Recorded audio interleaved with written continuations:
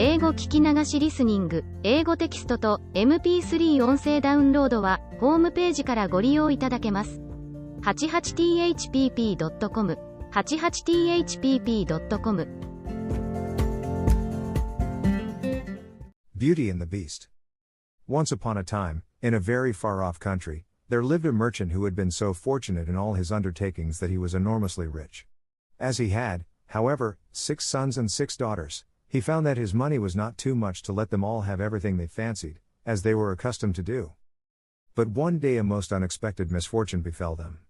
Their house caught fire and was speedily burnt to the ground, with all the splendid furniture, the books, pictures, gold, silver, and precious goods it contained, and this was only the beginning of their troubles. Their father, who had until this moment prospered in all ways, suddenly lost every ship he had upon the sea, either by dint of pirates, shipwreck, or fire. Then he heard that his clerks in distant countries, whom he trusted entirely, had proved unfaithful, and at last from great wealth he fell into the direst poverty. All that he had left was a little house in a desolate place at least 100 leagues from the town in which he had lived, and to this he was forced to retreat with his children, who were in despair at the idea of leading such a different life. Indeed, the daughters at first hoped that their friends, who had been so numerous while they were rich, would insist on their staying in their houses now they no longer possessed one. But they soon found that they were left alone, and that their former friends even attributed their misfortunes to their own extravagance, and showed no intention of offering them any help. So nothing was left for them but to take their departure to the cottage, which stood in the midst of a dark forest, and seemed to be the most dismal place upon the face of the earth. As they were too poor to have any servants, the girls had to work hard, like peasants, and the sons, for their part, cultivated the fields to earn their living. Roughly clothed, and living in the simplest way, the girls regretted unceasingly the luxuries and amusements of their former life. Only the youngest tried to be brave and cheerful. She had been as sad as anyone when misfortune overtook her father, but, soon recovering her natural gaiety, she set to work to make the best of things, to amuse her father and brothers as well as she could, and to try to persuade her sisters to join her in dancing and singing. But they would do nothing of the sort, and, because she was not as doleful as themselves, they declared that this miserable life was all she was fit for. But she was really far prettier and cleverer than they were. Indeed, she was so lovely that she was always called Beauty. After 2 years, when they were all beginning to get used to their new life, something happened to disturb their tranquility. Their father received the news that one of his ships, which he had believed to be lost, had come safely into port with a rich cargo. All the sons and daughters at once thought that their poverty was at an end, and wanted to set out directly for the town. But their father, who was more prudent, begged them to wait a little, and, though it was harvest time, and he could ill be spared, determined to go himself first, to make inquiries. Only the youngest daughter had any doubt but that they would soon again be as rich as they were before, or at least rich enough to live comfortably in some town where they would find amusement and gay companions once more. So they all loaded their father with commissions for jewels and dresses which it would have taken a fortune to buy. Only Beauty, feeling sure that it was of no use, did not ask for anything. Her father, noticing her silence, said, "And what shall I bring for you, Beauty?" "The only thing I wish for is to see you come home safely," she answered. But this only vexed her sisters, who fancied she was blaming them for having asked for such costly things. Her father, however, was pleased, that as he thought that at her age she certainly ought to like pretty presents, he told her to choose something. "Well, dear father," she said, "as you insist upon it, I beg that you will bring me a rose. I have not seen one since we came here, and I love them so much." So the merchant set out and reached the town as quickly as possible, but only to find that his former companions, believing him to be dead, had divided between them the goods which the ship had brought, and after 6 months of trouble and expense he found himself as poor as when he started, having been able to recover only just enough to pay the cost of his journey. To make matters worse, he was obliged to leave the town in the most terrible weather, so that by the time he was within a few leagues of his home he was almost exhausted with cold and fatigue. Though he knew it would take some hours to get through the forest, he was so anxious to be at his journey's end that he resolved to go on, but night overtook him, and the deep snow and bitter frost made it impossible for his horse to carry him any further. Not a house was to be seen. The only shelter he could get was the hollow trunk of a great tree, and there he crouched all the night, which seemed to him the longest he had ever known. In spite of his weariness the howling of the wolves kept him awake, and even when at last the day broke he was not much better off, for the falling snow had covered up every path, and he did not know which way to turn. At length he made out some sort of track, and though at the beginning it was so rough and slippery that he fell down more than once, it presently became easier, and led him into an avenue of trees which ended in a splendid castle. It seemed to the merchant very strange that no snow had fallen in the avenue, which was entirely composed of orange trees, covered with flowers and fruit.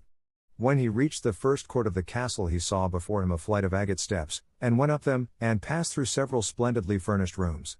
The pleasant warmth of the air revived him, and he felt very hungry, but there seemed to be nobody in all this vast and splendid palace whom he could ask to give him something to eat.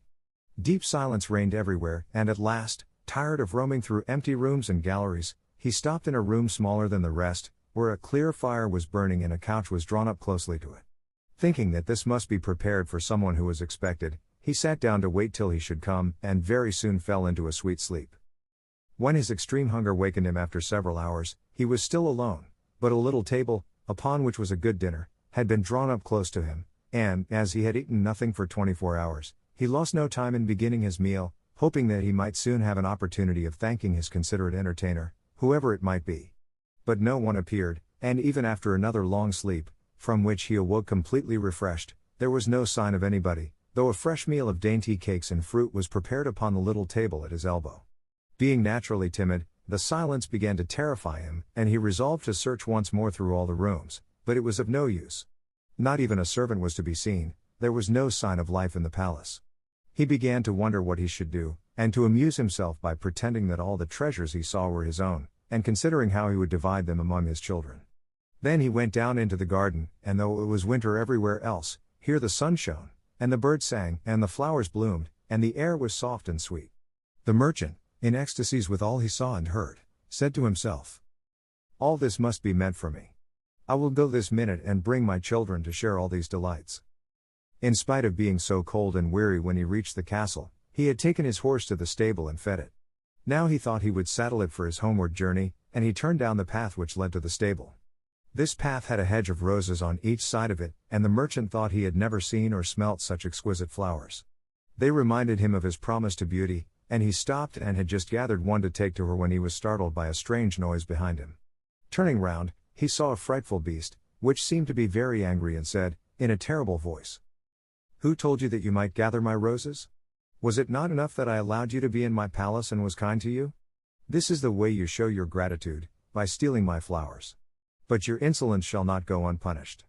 The merchant, terrified by these furious words, dropped the fatal rose, and, throwing himself on his knees, cried, "Pardon me, noble sir. I am truly grateful to you for your hospitality, which was so magnificent that I could not imagine that you would be offended by my taking such a little thing as a rose." But the beast's anger was not lessened by this speech. "You are very ready with excuses and flattery," he cried, "but that will not save you from the death you deserve." "Alas," thought the merchant, "if my daughter could only know what danger her rose has brought me into." And in despair he began to tell the beast all his misfortunes, and the reason of his journey, not forgetting to mention Beauty's request. "A king's ransom would hardly have procured all that my other daughters asked," he said, "but I thought that I might at least take Beauty her rose. I beg you to forgive me, for you see I meant no harm." The beast considered for a moment, and then he said, in a less furious tone, "I will forgive you on one condition, that is, that you will give me one of your daughters." "Ah," cried the merchant, "if I were cruel enough to buy my own life at the expense of one of my children's, what excuse could I invent to bring her here?" "No excuse would be necessary," answered the beast. "If she comes at all, she must come willingly. On no other condition will I have her. See if any one of them is courageous enough, and loves you well enough to come and save your life. You seem to be an honest man, so I will trust you to go home. I give you a month to see if either of your daughters will come back with you and stay here, to let you go free. If neither of them is willing, you must come alone, after bidding them goodbye forever, for then you will belong to me. And do not imagine that you can hide from me, for if you fail to keep your word I will come and fetch you," added the beast grimly. The merchant accepted this proposal, though he did not really think any of his daughters could be persuaded to come. He promised to return at the time appointed, and then, anxious to escape from the presence of the beast, he asked permission to set off at once. But the beast answered that he could not go until next day. "Then you will find a horse ready for you," he said. "Now go and eat your supper, and await my orders." The poor merchant, more dead than alive, went back to his room, where the most delicious supper was already served on the little table which was drawn up before a blazing fire. But he was too terrified to eat, and only tasted a few of the dishes, for fear the beast should be angry if he did not obey his orders. When he had finished he heard a great noise in the next room, which he knew meant that the beast was coming. As he could do nothing to escape his visit, the only thing that remained was to seem as little afraid as possible. So when the beast appeared and asked roughly if he had supped well, the merchant answered humbly that he had, thanks to his host's kindness. Then the beast warned him to remember their agreement, and to prepare his daughter exactly for what she had to expect. Do not get up tomorrow, he added, until you see the sun and hear a golden bell ring. Then you will find your breakfast waiting for you here, and the horse you are to ride will be ready in the courtyard. He will also bring you back again when you come with your daughter a month hence. Farewell. Take a rose to Beauty, and remember your promise. The merchant was only too glad when the beast went away, and though he could not sleep for sadness, he lay down until the sun rose. Then, after a hasty breakfast, he went to gather Beauty's rose, and mounted his horse, which carried him off so swiftly that in an instant he had lost sight of the palace, and he was still wrapped in gloomy thoughts when it stopped before the door of the cottage. His sons and daughters, who had been very uneasy at his long absence, rushed to meet him, eager to know the result of his journey, which, seeing him mounted upon a splendid horse and wrapped in a rich mantle, they supposed to be favorable. He hid the truth from them at first, only saying sadly to Beauty as he gave her the rose, "Here is what you asked me to bring you, you little know what it has cost." But this excited their curiosity so greatly that presently he told them his adventures from beginning to end, and then they were all very unhappy. The girls lamented loudly over their lost hopes, and the sons declared that their father should not return to this terrible castle, and began to make plans for killing the beast if it should come to fetch him. But he reminded them that he had promised to go back. Then the girls were very angry with Beauty, and said it was all her fault, and that if she had asked for something sensible this would never have happened, and complained bitterly that they should have to suffer for her folly. Poor Beauty, much distressed, said to them, "I have, indeed, caused this misfortune, but I assure you I did it innocently. Who could have guessed that to ask for a rose in the middle of summer would cause so much misery? But as I did the mischief it is only just that I should suffer for it. I will therefore go back with my father to keep his promise."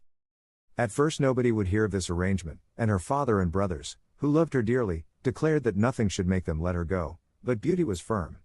As the time drew near she divided all her little possessions between her sisters, and said goodbye to everything she loved, and when the fatal day came she encouraged and cheered her father as they mounted together the horse which had brought him back. It seemed to fly rather than gallop, but so smoothly that Beauty was not frightened. Indeed, she would have enjoyed the journey if she had not feared what might happen to her at the end of it. Her father still tried to persuade her to go back, but in vain. While they were talking the night fell, and then, to their great surprise, wonderful colored lights began to shine in all directions, and splendid fireworks blazed out before them. All the forest was illuminated by them, and even felt pleasantly warm, though it had been bitterly cold before. This lasted until they reached the avenue of orange trees, where were statues holding flaming torches, and when they got nearer to the palace they saw that it was illuminated from the roof to the ground, and music sounded softly from the courtyard. "The beast must be very hungry," said Beauty, trying to laugh, "if he makes all this rejoicing over the arrival of his prey." But, in spite of her anxiety, she could not help admiring all the wonderful things she saw. The horse stopped at the foot of the flight of steps leading to the terrace, and when they had dismounted her father led her to the little room he had been in before, where they found a splendid fire burning, and the table daintily spread with a delicious supper. The merchant knew that this was meant for them, and Beauty, who was rather less frightened now that she had passed through so many rooms and seen nothing of the beast, was quite willing to begin, for her long ride had made her very hungry. But they had hardly finished their meal when the noise of the beast's footsteps was heard approaching, and Beauty clung to her father in terror, which became all the greater when she saw how frightened he was. But when the beast really appeared, though she trembled at the sight of him, she made a great effort to hide her terror, and saluted him respectfully. This evidently pleased the beast. After looking at her he said, in a tone that might have struck terror into the boldest heart, though he did not seem to be angry, "Good evening, old man." "Good evening, Beauty." The merchant was too terrified to reply, but Beauty answered sweetly, "Good evening, beast." "Have you come willingly?" asked the beast. "Will you be content to stay here when your father goes away?" Beauty answered bravely that she was quite prepared to stay. "I am pleased with you," said the beast. "As you have come of your own accord, you may stay. As for you, old man," he added, turning to the merchant, "at sunrise tomorrow you will take your departure. When the bell rings get up quickly and eat your breakfast, and you will find the same horse waiting to take you home, but remember that you must never expect to see my palace again." Then turning to Beauty, he said, "Take your father into the next room, and help him to choose everything you think your brothers and sisters would like to have. You will find 2 traveling trunks there, fill them as full as you can. It is only just that you should send them something very precious as a remembrance of yourself." Then he went away, after saying, "Goodbye, Beauty. Goodbye, old man." And though Beauty was beginning to think with great dismay of her father's departure, she was afraid to disobey the beast's orders, and they went into the next room, which had shelves and cupboards all round it. They were greatly surprised at the riches it contained. There were splendid dresses fit for a queen, with all the ornaments that were to be worn with them, and when Beauty opened the cupboard she was quite dazzled by the gorgeous jewels that lay in heaps upon every shelf. After choosing a vast quantity, which she divided between her sisters, for she had made a heap of the wonderful dresses for each of them, she opened the last chest, which was full of gold. "I think, father," she said, "that, as the gold will be more useful to you, we had better take out the other things again, and fill the trunks with it." So they did this, but the more they put in the more room there seemed to be, and at last they put back all the jewels and dresses they had taken out, and Beauty even added as many more of the jewels as she could carry at once, and then the trunks were not too full, but they were so heavy that an elephant could not have carried them. "The beast was mocking us," cried the merchant. "He must have pretended to give us all these things, knowing that I could not carry them away." "Let us wait and see," answered Beauty. "I cannot believe that he meant to deceive us. All we can do is to fasten them up and leave them ready." So they did this and returned to the little room, where, to their astonishment, they found breakfast ready. The merchant ate his with a good appetite, as the beast's generosity made him believe that he might perhaps venture to come back soon and see Beauty. But she felt sure that her father was leaving her forever, so she was very sad when the bell rang sharply for the second time, and warned them that the time had come for them to part. They went down into the courtyard, where 2 horses were waiting, one loaded with the 2 trunks, the other for him to ride. They were pawing the ground in their impatience to start, and the merchant was forced to bid Beauty a hasty farewell, and as soon as he was mounted he went off at such a pace that she lost sight of him in an instant. Then Beauty began to cry, and wandered sadly back to her own room. But she soon found that she was very sleepy, and as she had nothing better to do she lay down and instantly fell asleep. And then she dreamed that she was walking by a brook bordered with trees, and lamenting her sad fate, when a young prince, handsomer than anyone she had ever seen, and with a voice that went straight to her heart, came and said to her, "Ah, Beauty! You are not so unfortunate as you suppose. Here you will be rewarded for all you have suffered elsewhere. Your every wish shall be gratified. Only try to find me out, no matter how I may be disguised, as I love you dearly, and in making me happy you will find your own happiness. Be as true-hearted as you are beautiful, and we shall have nothing left to wish for." "What can I do, Prince, to make you happy?" said Beauty. "Only be grateful," he answered, "and do not trust too much to your eyes. And, above all, do not desert me until you have saved me from my cruel misery." After this she thought she found herself in a room with a stately and beautiful lady, who said to her, "Dear Beauty, try not to regret all you have left behind you, for you are destined to a better fate. Only do not let yourself be deceived by appearances." Beauty found her dream so interesting that she was in no hurry to awake, but presently the clock roused her by calling her name softly 12 times, and then she got up and found her dressing table set out with everything she could possibly want, and when her toilet was finished she found dinner was waiting in the room next to hers. But dinner does not take very long when you are all by yourself, and very soon she sat down cozily in the corner of a sofa, and began to think about the charming prince she had seen in her dream. "He said I could make him happy," said Beauty to herself. "It seems, then, that this horrible beast keeps him a prisoner.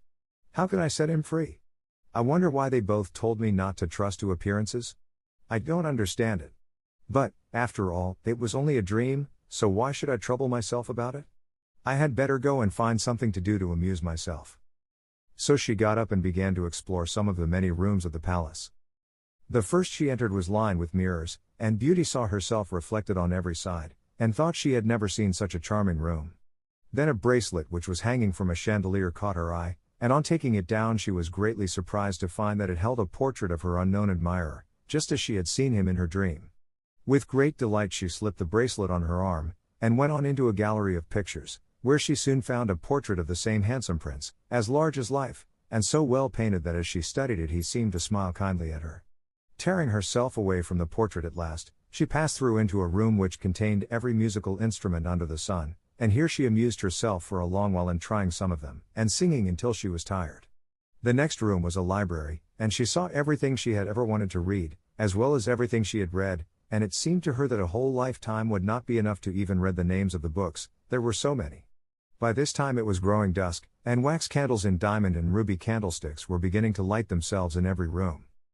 Beauty found her supper served just at the time she preferred to have it, but she did not see anyone or hear a sound, and, though her father had warned her that she would be alone, she began to find it rather dull.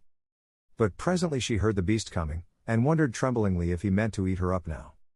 However, as he did not seem at all ferocious, and only said gruffly, "Good evening, Beauty," she answered cheerfully and managed to conceal her terror. Then the beast asked her how she had been amusing herself, and she told him all the rooms she had seen. Then he asked if she thought she could be happy in his palace, and Beauty answered that everything was so beautiful that she would be very hard to please if she could not be happy.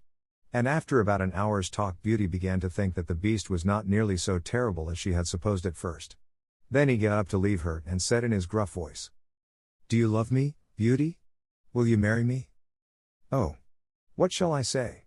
cried Beauty, for she was afraid to make the beast angry by refusing. "Say yes or no without fear," he replied. "Oh! No, beast," said Beauty hastily. "Since you will not, good night, Beauty," he said. And she answered, "Good night, beast," very glad to find that her refusal had not provoked him. And after he was gone she was very soon in bed and asleep, and dreaming of her unknown prince. She thought he came and said to her, "Ah, Beauty! Why are you so unkind to me? I fear I am fated to be unhappy for many a long day still." And then her dreams changed, but the charming prince figured in them all, and when morning came her first thought was to look at the portrait, and see if it was really like him, and she found that it certainly was. This morning she decided to amuse herself in the garden, for the sun shone, and all the fountains were playing, but she was astonished to find that every place was familiar to her, and presently she came to the brook where the myrtle trees were growing where she had first met the prince in her dream, and that made her think more than ever that he must be kept a prisoner by the beast. When she was tired she went back to the palace, and found a new room full of materials for every kind of work, ribbons to make into bows, and silks to work into flowers. Then there was an aviary full of rare birds, which were so tame that they flew to Beauty as soon as they saw her, and perched upon her shoulders and her head. "Pretty little creatures," she said, "how I wish that your cage was nearer to my room, that I might often hear you sing." So saying she opened a door, and found, to her delight, that it led into her own room, though she had thought it was quite the other side of the palace. There were more birds in a room farther on, parrots and cockatoos that could talk, and they greeted Beauty by name. Indeed, she found them so entertaining that she took one or two back to her room, and they talked to her while she was at supper, after which the beast paid her his usual visit, and asked her the same questions as before, and then with a gruff good night he took his departure, and Beauty went to bed to dream of her mysterious prince. The days passed swiftly in different amusements, and after a while Beauty found out another strange thing in the palace, which often pleased her when she was tired of being alone. There was one room which she had not noticed particularly. It was empty, except that under each of the windows stood a very comfortable chair, and the first time she had looked out of the window it had seemed to her that a black curtain prevented her from seeing anything outside. But the second time she went into the room, happening to be tired, she sat down in one of the chairs, when instantly the curtain was rolled aside, and a most amusing pantomime was acted before her. There were dances, and colored lights, and music, and pretty dresses, and it was all so gay that Beauty was in ecstasies. After that she tried the other 7 windows in turn, and there was some new and surprising entertainment to be seen from each of them, so that Beauty never could feel lonely any more. Every evening after supper the beast came to see her, and always before saying good night asked her in his terrible voice, "Beauty, will you marry me?" And it seemed to Beauty, now she understood him better, that when she said, "No, beast," he went away quite sad.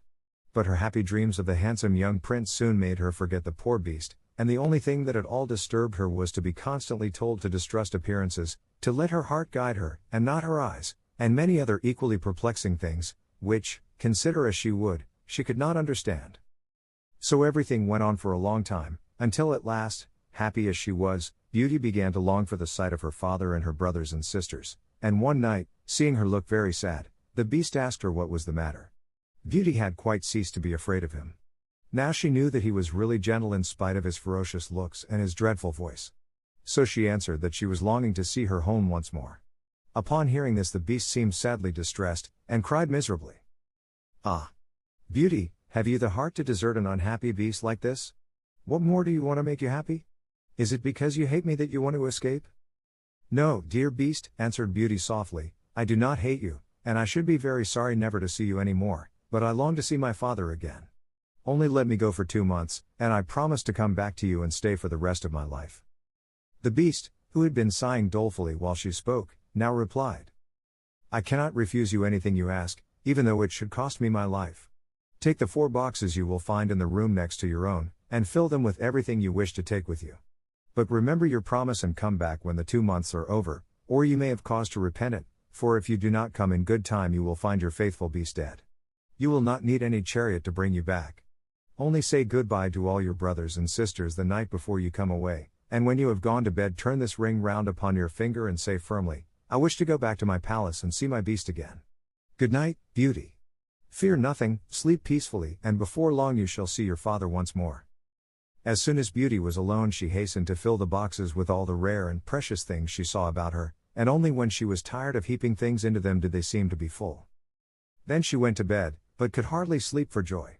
And when at last she did begin to dream of her beloved prince she was grieved to see him stretched upon a grassy bank, sad and weary, and hardly like himself. What is the matter? She cried. He looked at her reproachfully, and said, How can you ask me, cruel one? Are you not leaving me to my death perhaps?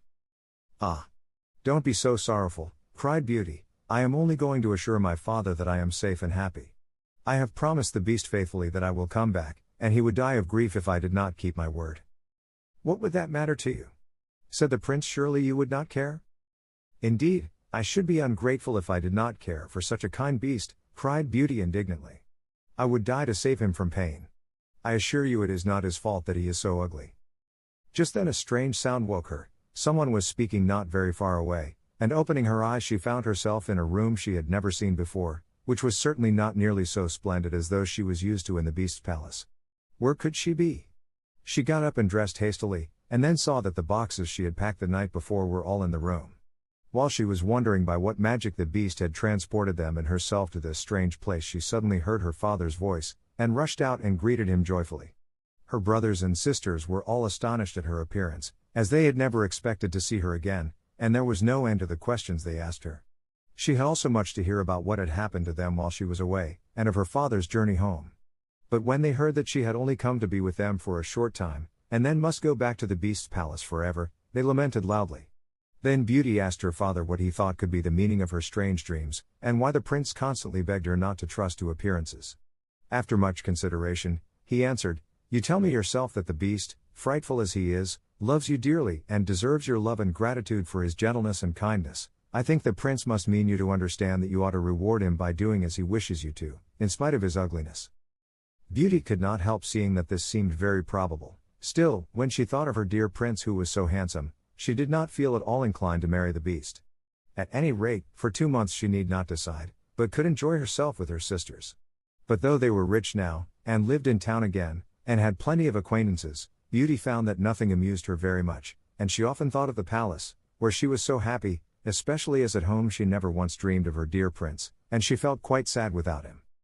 Then her sisters seemed to have got quite used to being without her, and even found her rather in the way, so she would not have been sorry when the 2 months were over but for her father and brothers, who begged her to stay, and seemed so grieved at the thought of her departure that she had not the courage to say goodbye to them.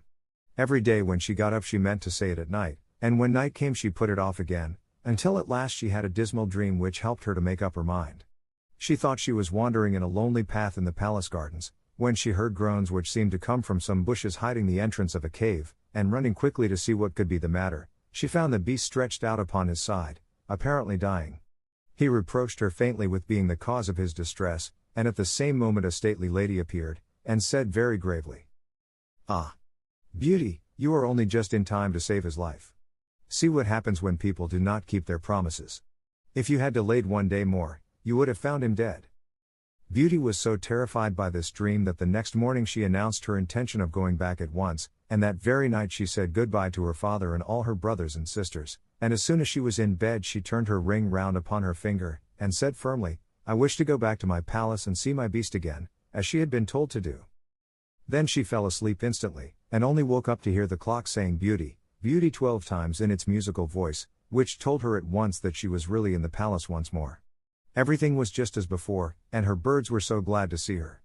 But Beauty thought she had never known such a long day, for she was so anxious to see the beast again that she felt as if supper time would never come.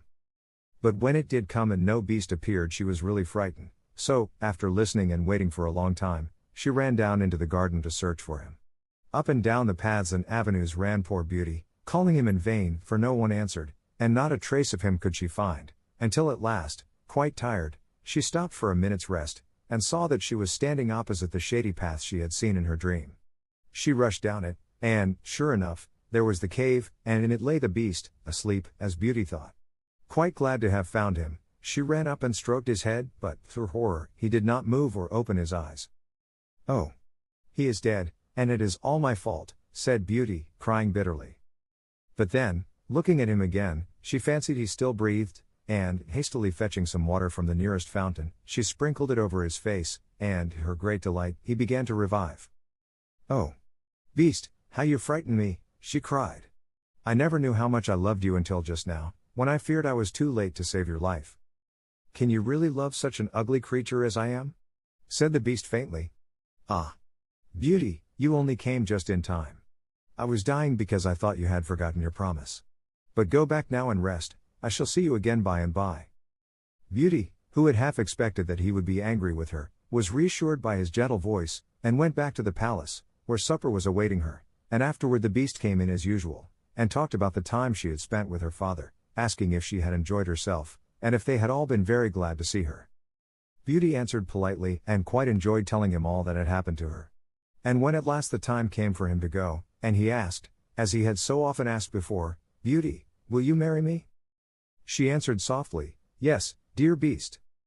As she spoke, a blaze of light sprang up before the windows of the palace, fireworks crackled and guns banged, and across the avenue of orange trees, in letters all made of fireflies, was written, "Long live the prince and his bride." Turning to ask the beast what it could all mean, Beauty found that he had disappeared, and in his place stood her long-loved prince.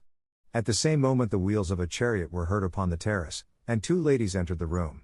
One of them Beauty recognized as the stately lady she had seen in her dreams, the other was also so grand and queenly that Beauty hardly knew which to greet first. But the one she already knew said to her companion, "Well, Queen, this is Beauty, who has had the courage to rescue your son from the terrible enchantment. They love one another, and only your consent to their marriage is wanting to make them perfectly happy." "I consent with all my heart," cried the Queen. "How can I ever thank you enough, charming girl, for having restored my dear son to his natural form?" And then she tenderly embraced Beauty and the prince, who had meanwhile been greeting the fairy and receiving her congratulations. "Now," said the fairy to Beauty, "I suppose you would like me to send for all your brothers and sisters to dance at your wedding?" And so she did, and the marriage was celebrated the very next day with the utmost splendor, and Beauty and the prince lived happily ever after.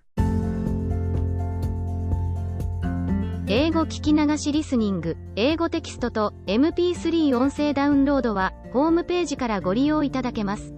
88thpp.com、88thpp.com